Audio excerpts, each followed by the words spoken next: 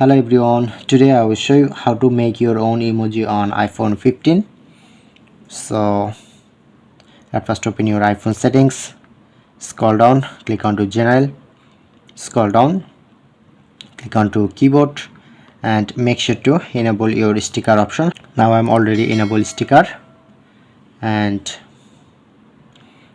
software update. Make sure to your update iOS 18. I'm already update iOS 18.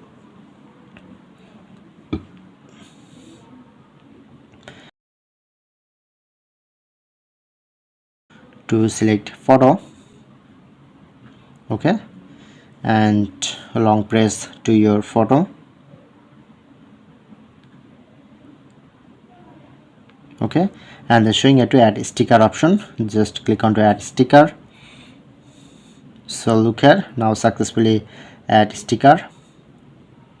Okay, now I'm check.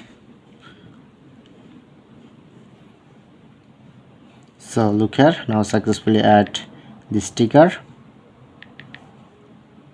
So that's it.